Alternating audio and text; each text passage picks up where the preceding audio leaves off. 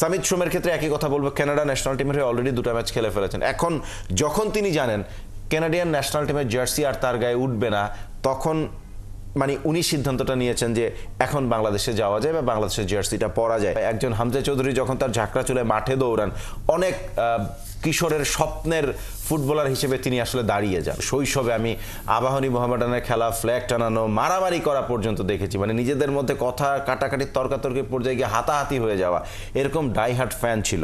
কেন হামজা চৌধুরী বাংলাদেশের জার্সিতে খেলছেন? বাংলাদেশকে ওনার প্রথম প্রায়োরিটি ছিল বা প্রথম প্রেফারেন্স ছিল? I think no.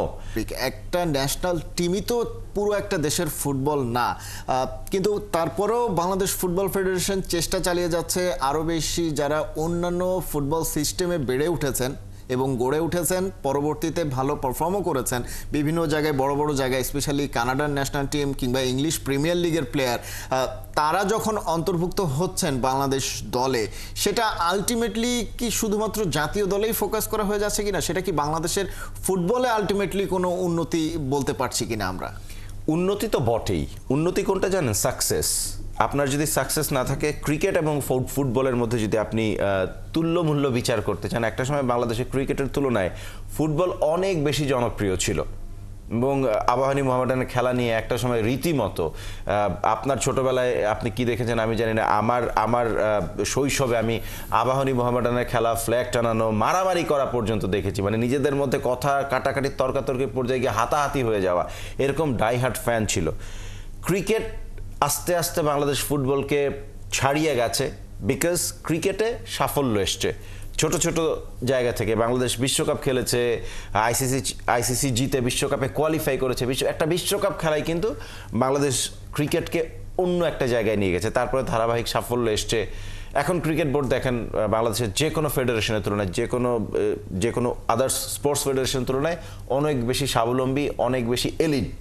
ফুটবলে সেটা হওয়ার কথা ছিল, কিন্তু ফুটবলের সাকসেসটা আসে নাই। এখন আস্তে আস্তে শুধুমাত্র সাউথ এশিয়ান লেভেলেই যদি বাংলাদেশ ফুটবলের সাকসেস আসা শুরু করে, সেটা বাংলাদেশ ফুটবলকে যেমন অর্থনৈতিকভাবে অনেক বেশি স্বাবলম্বী করে তুলবে, আর আপনার যদি ইকোনমিক্যাল স্টেবিলিটি থাকে, তাহলে আপনি পাইপলাইন মজবুত করতে পারবেন, আপনি প্লেয়ার প্রডিউস করতে পারবেন, আপনি ইনফ্রাস্ট্রাকচার ডেভেলপ করতে পারবেন অ্যাট এ টাইম। এই যে বিশ্বের বিভিন্ন প্রান্তে ছড়িয়ে থাকা বাংলাদেশি বংশোদ্ভূত যে প্লেয়াররা আছে, যারা এইজ লেভেল খেলছেন, তাদেরকে অ্যাকুমুলেট কি আমরা এভাবেই করতে পারবেন? কেন হামজা চৌধুরী বাংলাদেশের জার্সিতে খেলছেন? বাংলাদেশকে ওনার প্রথম প্রায়োরিটি ছিল বা প্রথম প্রেফারেন্স ছিল? I think no. তিনি আসলে ইংল্যান্ড জাতীয় দলে খেলার কথাই প্রথমে চিন্তা করেছেন। এখন ইংল্যান্ড ফুটবলে এত বেশি কম্পিটিশন, এত বেশি কোয়ালিটি প্লেয়ার, যে হামজার জন্য এটা খুবই ডিফিকাল্ট হতো। ফাইনালি উনি বাংলাদেশের জার্সিটা নিয়েছেন। আরও আগে নিতে পারতেন, আরও ইয়াং এজে নিতে পারতেন, হ্যাঁ, সেই সুযোগটা এসেছিল সামনে, কিন্তু উনি প্রথমে সেটা রাজি হননি। সামিত সোমের ক্ষেত্রে একই কথা বলবো। কানাডা ন্যাশনাল টিমের হয়ে অলরেডি দুটো ম্যাচ খেলে ফেলেছেন। এখন যখন তিনি জানেন কানাডিয়ান ন্যাশনাল টিমের জার্সি আর তার গায়ে উঠবে না, তখন উনি সিদ্ধান্তটা নিয়েছেন যে এখন বাংলাদেশে যাওয়া যায় বা বাংলাদেশের জার্সিটা পরা যায়।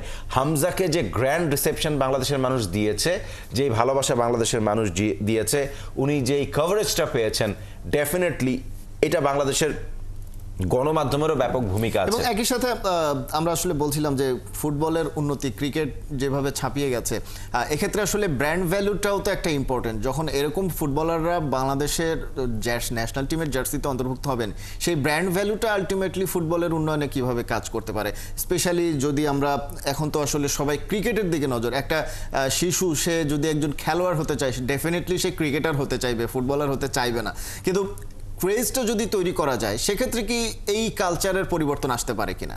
এই কথাটাই বললাম যে অবভিয়াসলি কেন এই কালচারের পরিবর্তন আসার কথা। ফুটবল একটা সময় খুবই জনপ্রিয় ছিল, তখন তারকা ফুটবলাররা খেলতেন। কারা খেলতেন? কাজী মোহাম্মদ সালাউদ্দিন, সালাম মুর্শিদি, তারপরে হচ্ছে বাদল রায়রা, আসলাম, আলফাজ, নকিবের মতন স্ট্রাইকাররা বাংলাদেশ দলে খেলেছেন না? তারকারা দর্শককে মাঠে টেনে আনতেন। ছোটদের মনে আপনার চোখের সামনে যদি একজন আইকন থাকে, সে আইকন দেখে মানুষ বড় হয়। পিঙ্ক বল টেস্ট হয়েছিল, আমি যদি ভুল না করে, 19-20-19-এর দিকে ইডেন গার্ডেন্সে। সেটা আমি কভার করতে গিয়ে আমি সৌরভ গাঙ্গুলিকে একটা প্রশ্ন করেছিলাম যে আপনি তো ইন্ডিয়ান ক্রিকেট বদলে দিয়েছেন। তিনি বলেছেন ইন্ডিয়ান ক্রিকেট আমি বদলে দেই নাই। ইন্ডিয়ান ক্রিকেটে এত বড় বড় আইকনরা আছে যে প্রায় 150 কোটির মানুষের দেশে ক্রিকেট কালচারটা এত চমৎকারভাবে স্ট্যাবলিশ হয়ে গেছে যে ইন্ডিয়ান ক্রিকেট কখনো নিচের দিকে যাবে না, ইন্ডিয়ান ক্রিকেট সময়ের সাথে সাথে উপরের দিকে ফ্লাই হাই করতে থাকবে।